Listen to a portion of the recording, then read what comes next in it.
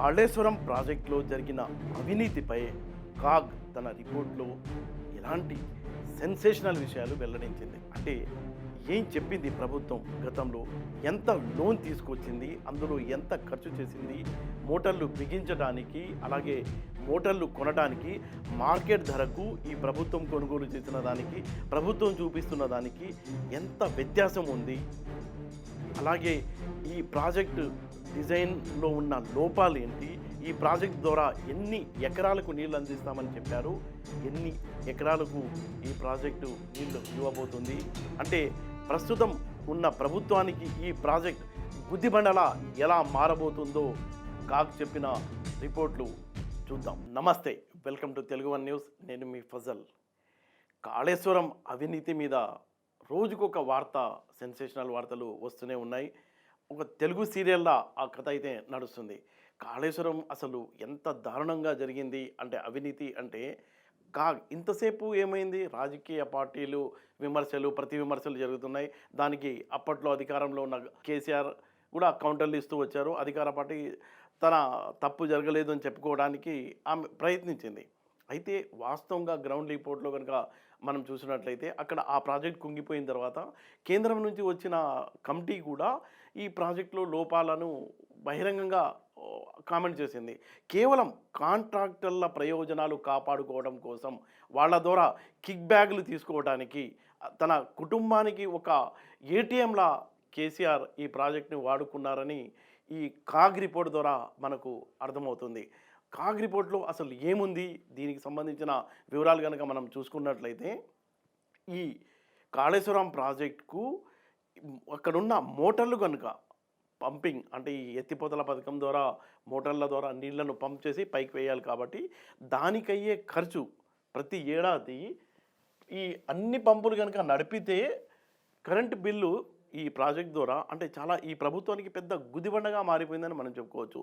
9,400 కోట్ల రూపాయల current bill వస్తుందంట, కాగ్ రిపోర్ట్ చెప్పింది. అంటే ఇంత నిర్లక్ష్యంగా దీన్ని డిజైన్ చేశారని కూడా వాడు కామెంట్ చేశారు. ఒకవేళ పంపులు నడవలేదనుకుందాం, ఒక్క పంపే నడిచింది, అసలు పంపులు నడవల, అలాంటి టైంలో కూడా ఖర్చు వచ్చేది 1,337 కోట్ల రూపాయలు ఖర్చు పెట్టాల్సిందే అని అలాంటి అగ్రిమెంట్ గత ప్రభుత్వం చేసుకుంది. ఇంకొకటి ఏముంది, లోన్లు తీసుకొచ్చారు, లోన్ రీపేమెంట్ చేయాలి, కరెంట్ బిల్ కట్టాలి, ఈ ప్రాజెక్ట్ నిర్వహణ ఖర్చు ఉంది.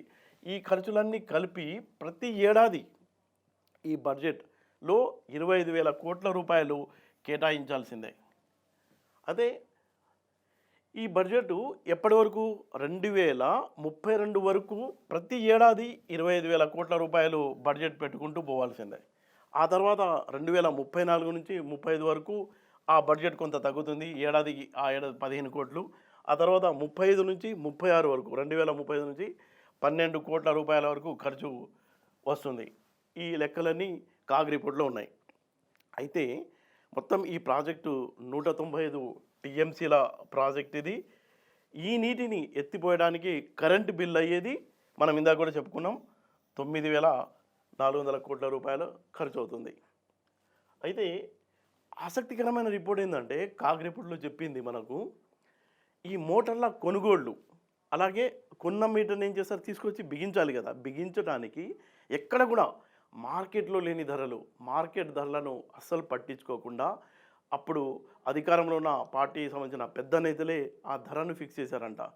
ఆ ధర ఎంత ఎక్కువ ఉందంటే 327% ధర పెంచేసి, అంటే వాస్తవ ధరలో మార్కెట్లో మ్యాక్సిమం ఉన్న ధర పట్టుకున్న దానికంటే ఎక్కువగా 327% ధర పెంచి మార్కెట్ ధరకు సంబంధం లేకుండా ఆ మోటార్ కొనుగోళ్ళు, ఆ కొన్న మోటార్ని బిగించడానికి ఖర్చు పెట్టినట్టు కాగ్ తన రిపోర్ట్లో చాలా ఆందోళనకరమైన వార్తలు కూడా చెప్పింది.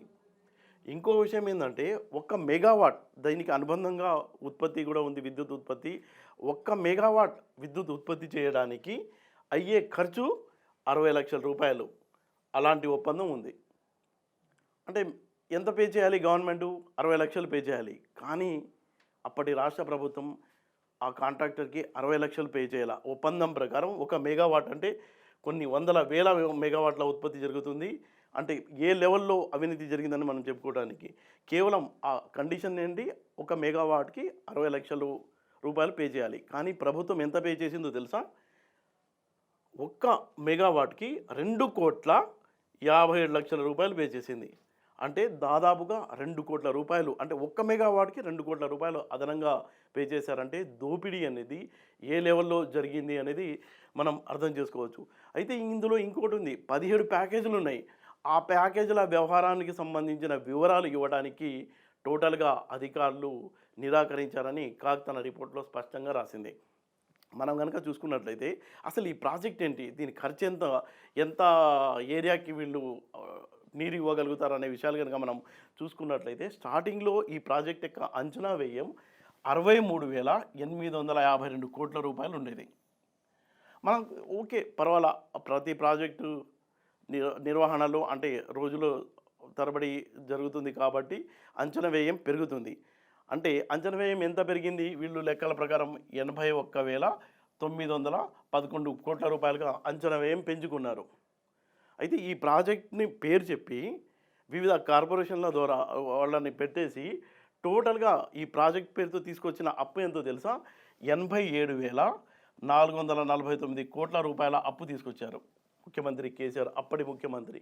అంటే ఈ పోలవరం అంచనా వ్యయాన్ని దాదాపుగా ఒక 25,000 కోట్ల రూపాయల వరకు పెంచేసి అంత అప్పు తీసుకొచ్చారు. అప్పు తీసుకొచ్చిన తర్వాత ఏమైంది, లాస్ట్ ఇయర్ వరకు వాళ్ళు ఖర్చు పెట్టింది 87,788 కోట్ల రూపాయలు ఖర్చు పెట్టారు. అయితే చాలా ఆసక్తికరమైన విషయం, దారుణమైన విషయం కూడా, పోలవరం ప్రాజెక్టు 87,449 కోట్ల రూపాయలు మనం అప్పు తీసుకొచ్చి ఖర్చు పెట్టి ఏం చేశారు వీళ్ళు, వీళ్ళ ఉద్దేశం ఏంటి? ఆ ప్రాజెక్ట్ యొక్క ఎయిమ్ ఏంటంటే 18,28,288 ఎకరాలకు నీళ్లు ఇవ్వాల్సిన ప్రాజెక్ట్ ఇది. మొత్తం దాదాపుగా 18 లక్షల ఎకరాలకు నీళ్ళు ఇస్తామని తీసుకొచ్చిన ప్రాజెక్టు ఈ పేరుతో ఇంతమంది రైతులకు ఉపయోగపడుతుంది, అక్కడ పంటలు పండుతాయి, మొత్తం జీవితమే బాగుపడిపోతుందన్నారు. ఎంత? 18 లక్షల ఎకరాలకు. అయితే ఈ ప్రాజెక్ట్ కంప్లీట్ అయ్యింది అని చాలామందిని తీసుకెళ్ళి కేసీఆర్ కూడా అప్పుడు బస్సులు పెట్టి కూడా చూపించారు. దీని రిజల్ట్ ఏంటి, అవుట్పుట్ ఏంటి, చెప్పింది ఏంటి? 87,000 కోట్ల రూపాయలు దాదాపుగా ఖర్చు పెట్టి 18 లక్షల ఎకరాలకు నీళ్ళు ఇస్తామని చెప్పిన ముఖ్యమంత్రి ఈ ప్రాజెక్టులో వాస్తవానికి ఎంత భూమికి నీరు సరఫరా చేస్తున్నారంటే కేవలం 40,288 ఎకరాలకు మాత్రమే ఈ ప్రాజెక్టు ద్వారా నీరు అందుతుంది. అంటే ఎంత అబద్ధం! 40,000 ఎక్కడా, 18 లక్షల ఎకరాలు ఎక్కడా, 1 లక్ష కూడా కాదు. అంటే అప్పటి ముఖ్యమంత్రిగా ఉన్న కేసీఆర్ ఎంత దారుణంగా, అంటే కాళేశ్వరం పేరు చెప్పి ప్రజల్ని, తెలంగాణ ప్రజల్ని ఎలా మోసం చేసి దోచుకున్నారు అనే విషయాల్ని కాగ్ తన రిపోర్ట్లో వెల్లడి చేసింది, గుట్టును రట్టు చేసింది. అయితే రాజకీయ పార్టీలు ఏం చేస్తున్నాయి? ఎన్నికలకు ముందు హంగామా చేశారు, బీజేపీ వాళ్ళు కూడా ఏటీఎంగా మారిందని మోడీ, అమిత్ షా కూడా చెప్పారు. కానీ ఏమైంది రిజల్ట్? అప్పట్లో రేవంత్ రెడ్డి కూడా చెప్పారు కాళేశ్వరంలో భారీ అవినీతి జరిగింది, వీళ్ళంతా వెళ్ళారు చూశారు. అయితే రిజల్ట్ ఏంటి? మధ్యలో మెగా కృష్ణారెడ్డి, అంటే ఈ ప్రాజెక్టుకు ఇక టోటల్గా పెద్ద కాంట్రాక్టర్, ఆయనే కీ పర్సన్, ఆయన వెళ్ళి ముఖ్యమంత్రి రేవంత్ రెడ్డిని కలిసినట్టు మొత్తం మీడియాలో కూడా వచ్చింది. అప్పటి నుంచి దీనికి సంబంధించిన అక్కడక్కడ వస్తున్నాయి కానీ వార్తలు. అసలు ఏమైంది, ఏం చేస్తుంది ఈ ప్రభుత్వం? కొత్తగా అధికారంలోకి వచ్చిన రేవంత్ రెడ్డి ప్రభుత్వం కాళేశ్వరంకు సంబంధించి ఇంత పెద్ద అవినీతి జరిగిందని కాగ్ తన రిపోర్ట్లో సూటిగా ఈ వేలెత్తి చూపిస్తున్నప్పటికీ ఈ ప్రభుత్వం ఏం చేస్తుంది, ఢిల్లీలో ఉన్న బీజేపీ ప్రభుత్వం ఏం చేస్తుందని తెలంగాణ ప్రజలు నిలదీసి అడుగుతున్నారు.